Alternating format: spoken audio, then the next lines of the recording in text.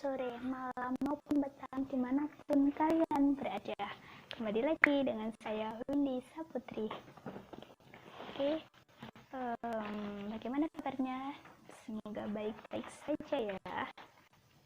Ingat, jangan pernah henti untuk belajar dan mencari pengetahuan sebanyak-banyaknya dan seluas-luasnya.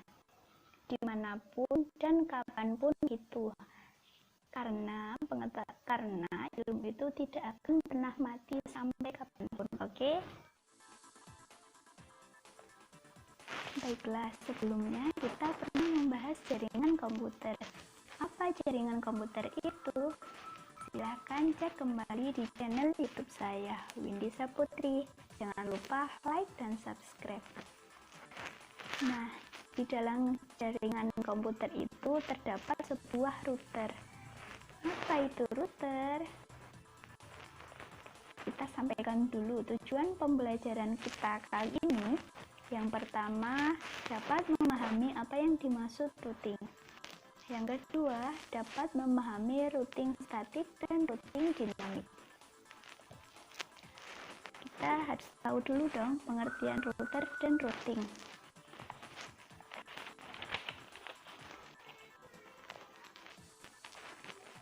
Masih ingat apa itu router? Router merupakan peralatan yang bertugas atau ditugaskan menghubungkan dua jaringan atau lebih. Memangnya kalau dua jaringan atau lebih tidak bisa dihubungkan menggunakan switch atau hub saja? Perlu ada router sih? Yang dimaksud dua jaringan berbeda di sini itu bukan itu yang dimaksud, yaitu mungkin saja IP-nya yang berbeda, atau kalau tidak IP-nya sama, namun host ID dan net ID-nya yang berbeda. Tentu saja tidak cukup jika hanya menggunakan hub dan switch saja. Tentunya kita memerlukan peralatan tambahan, yaitu router. Sedangkan routing yaitu proses merutkan paket data dari network satu ke network lainnya menggunakan router. Seperti contoh saat kita berbelanja online, tentunya tidak langsung kita mendapatkan dari penjualnya. Pasti si penjual itu harus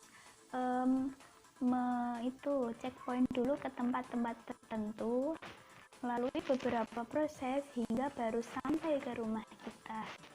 Jadi kurang lebih proses routing seperti itu. Routing dibagi menjadi dua, yaitu routing statis dan routing dinamis. Yang pertama, router statis. Router statis adalah proses setting router jaringan menggunakan tabel routing yang dilakukan secara manual. Jika ada perubahan, administrator jaringan harus melakukan setting ulang pada jaringan. Routing statis merupakan pengaturan yang paling simpel dalam jaringan komputer. Untuk menggunakannya, admin tinggal mengisi dalam tabel entry setiap router dalam jaringan. Penggunaan router statis cocok untuk jaringan internet skala kecil.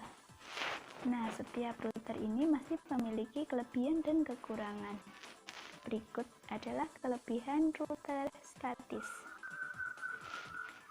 Yang pertama, yaitu meringankan kinerja prosesor router, karena pemrosesan sudah tersebar pada setiap router. Yang kedua, menghemat bandwidth, karena tidak ada bandwidth terbuang saat pertukaran paket. Yang ketiga, memperoleh informasi dari tabel routing pada saat terjadi tukar-menukar paket. Yang keempat, routing statis lebih aman. Dan yang terakhir, administrator bebas menentukan rute jaringan. Sedangkan kekurangan routing statis yaitu network admin harus mengetahui segala informasi tentang router. Hanya bisa untuk jaringan berskala kecil. Konfigurasi lebih rumit, apalagi jika komputer yang digunakan sangat banyak. Membutuhkan waktu konfigurasi lebih lama. Jika ada jalur yang rusak, jaringan akan terhenti. Yang kedua yaitu router dinamis. Router dinamis adalah router yang memiliki kemampuan membuat tabel routing secara otomatis berdasarkan lalu lintas jaringan dan router yang terhubung. Jadi itu kebalikannya dari router statis. Jika diartikan dinamis bisa berubah-ubah. Jadi IP address-nya selalu berubah-ubah setiap saat. Routing dinamis mempelajari sendiri dari arah mana rute yang terbaik untuk meneruskan paket dari satu network ke network lainnya. Kelebihan routing dinamis, konfigurasi jaringan lebih cepat, bisa digunakan untuk jaringan berskala besar. Jika ada jalur yang rusak, tetap aman. Jalur ditentukan secara otomatis oleh sistem. Sedangkan kekurangannya, bandwidth yang dibutuhkan sangat besar.